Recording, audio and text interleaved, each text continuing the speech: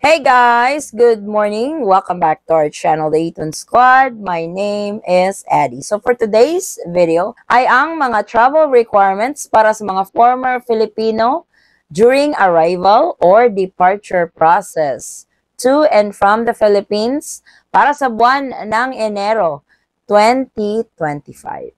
Details coming right.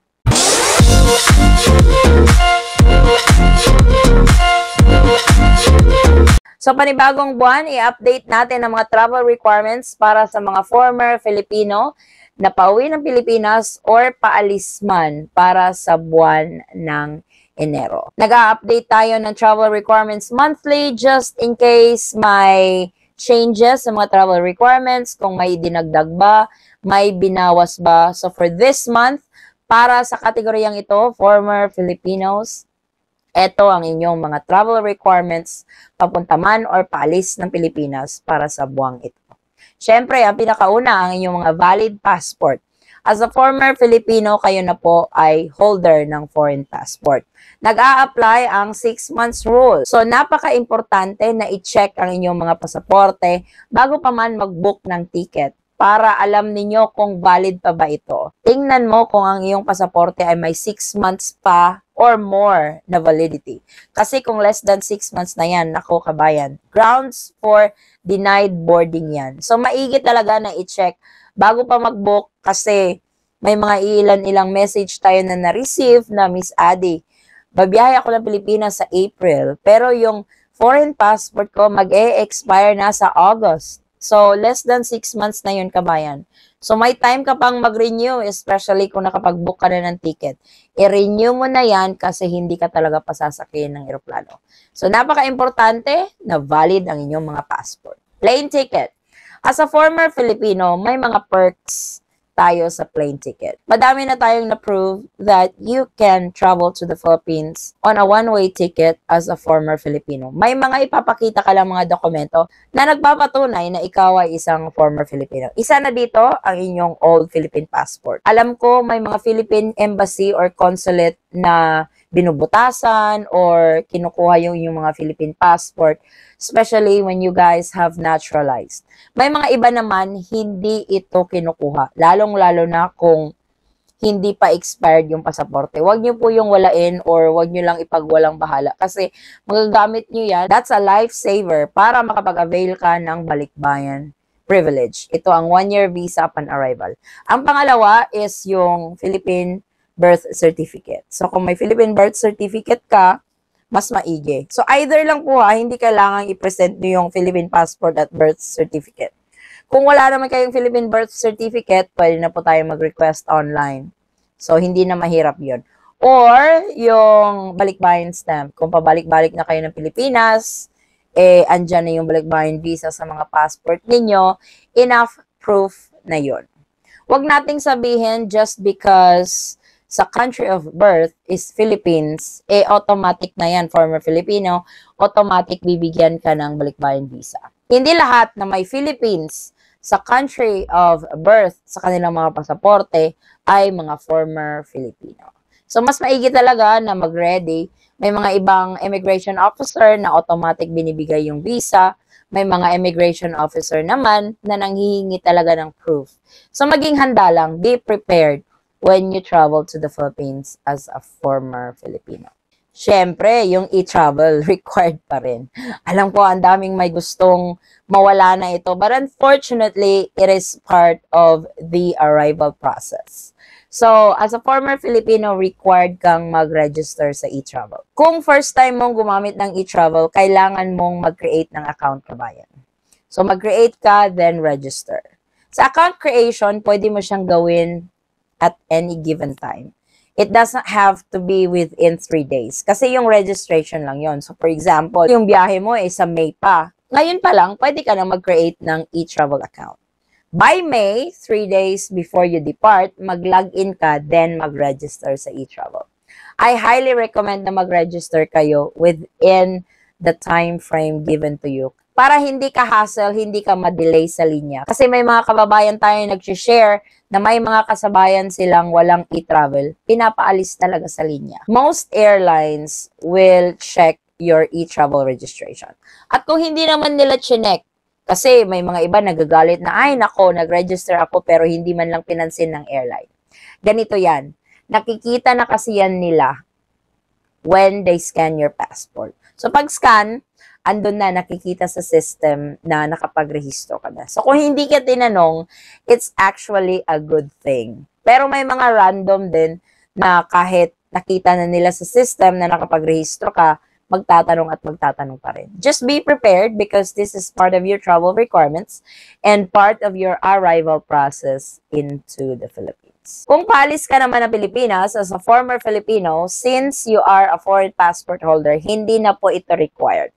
Nakapaskil po yan doon sa immigration lane when you depart from the Philippines na mga Philippine passport holders lang po ang required sa e-travel. So as a former Filipino, foreign passport holder, hindi na po required ang e-travel kapag paalis ka na ng Pilipinas. This is during arrival lang po sa Pilipinas. Doon naman sa may mga foreign spouse, they can actually avail for the balikbayan visa as well. Dapat, syempre, magkasama kayong babiyahe at dapat magkasabay kayong i-process during immigration para ma-avail ninyo ang balikbayan privilege. I-heads up nyo ang immigration officer, especially kung hindi nagsasalita, kasi baka hindi kayo mabigyan. Mas maigi na yung sigurado para ma-avail niyo ang balikbayan privilege, lalong-lalo na kung magtatagal kayo sa Pilipinas. So, magdala lang ng proof of filiation. Kung kasama ang foreign spouse, syempre, yan yung marriage certificate ninyo. Kung kasama naman ang mga foreign kids, yan yung mga birth certificate nila. I-prepare nyo lang yun, kabayan, para walang hassle sa inyong biyahe papuntang Philippines. Entry visa. Yes. Siguro nagtataka kayo, bakit ako kailangan ng entry visa kung babiyahe ako ng Pilipinas as a former Filipino? Not all former Filipinos can avail for the balikbayan privilege. May mga country na visa required, gaya ng Pakistan, Bangladesh, India, or China.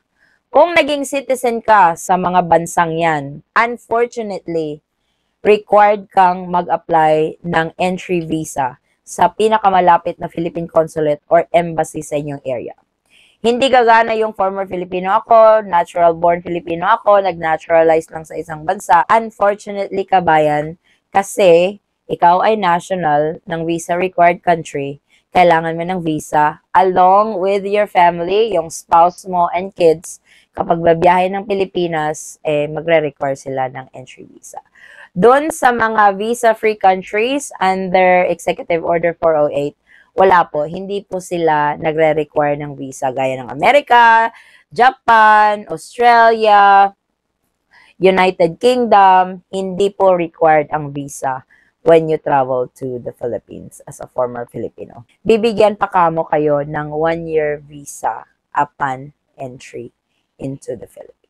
Travel insurance, ito ay optional na. Pero kung afford naman kabayan, I highly suggest it.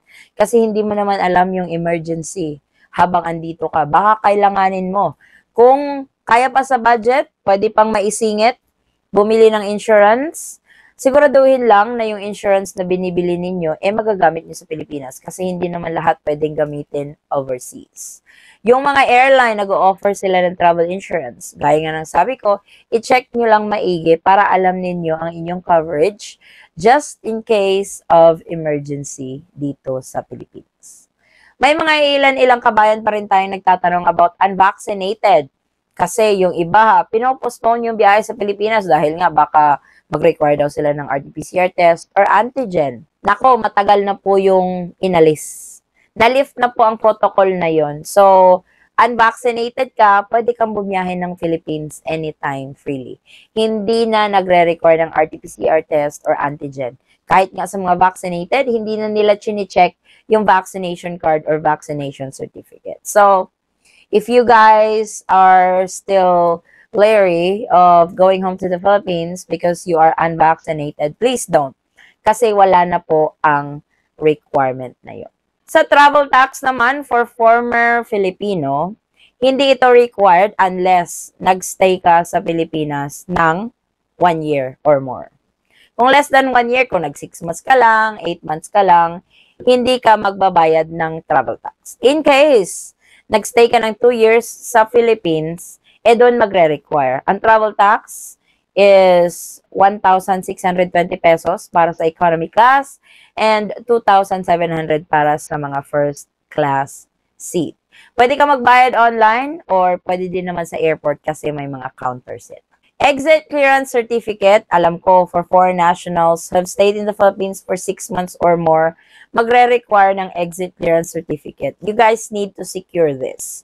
Former Filipinos actually belong to the foreign nationals category, pero may exemption. If you guys are admitted under the Balikbayan program, yung 1-year visa na tinatak sa inyong mga pasaporte, hindi po required ang exit clearance certificate kung yung stay nyo sa Philippines is the whole duration of 1 year.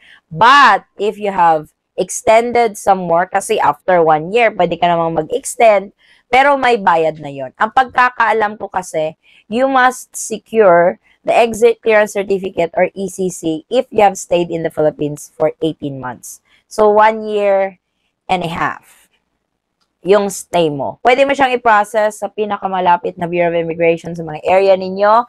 Pwede din siya online. Pwede din sa airport, sa Terminal 3, 3rd floor.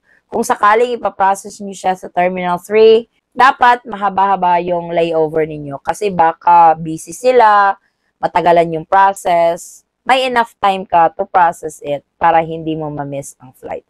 If you guys are required to secure this, please secure para hindi ka ma-delay, hindi ka ma-hassle on your flight. But, like I said, former Filipinos, hindi nag-a-apply yung 6 months and up for exit clearance certificate. Ito ay 18 months pataas, yung pagkakaalam ko. Kasi may nag-comment na kabayan natin that she have stayed in the Philippines for 1.5 years, ni-require na siya to secure exit clearance certificate. So, ito na lang ang mga requirements para sa mga former Filipino na uuwi or palisman ng Pilipinas para sa buwan ng Enero 2025. Kung sa tingin ninyo napakarami, hindi naman. Kasi inisa-isa lang natin on this video just to be more specific kung ano yung dapat ninyong i-prepare when you travel to the Philippines. And as a traveler, it is your responsibility to abide by the travel requirements of the particular country you are traveling to. So, alam ko ang daming nagko-complain, lalong-lalo na sa e-travel. But unfortunately, it is part of your arrival process. Yung ibang bansa, may mga ganun din. Yung tawag lang sa atin is e-travel. Other countries, they have their own version of e-travel as well. So, i-secure lang yung mga travel requirements, kabayan, kasi kapag na-secure mo ito, wala kang magiging problema. It's going to be smooth, hassle-free, at stress-free. Yung biyahe mo papuntang Pilipinas man or Palace. So, this is the latest para sa arrival and departure process ng mga former Filipinos for the month of January 2025. Maraming salamat po sa inyong patuloy na pagsubaybay, tiwala at suporta sa aming channel, The Eton Squad. Kung kayo man po ay may mga katanungan, maaari lang pong mag-comment sa video ito at sasagutin po natin yan sa abot ng ating makakaya. Muli kabayan, ako'y nagpapasalamat at naway yung biyahe papuntang Pilipinas man or paalis ay maging smooth, hassle-free at stress-free. Magkita-kita po tayo sa ating susunod na travel update. Stay safe, stay healthy, and God bless everyone.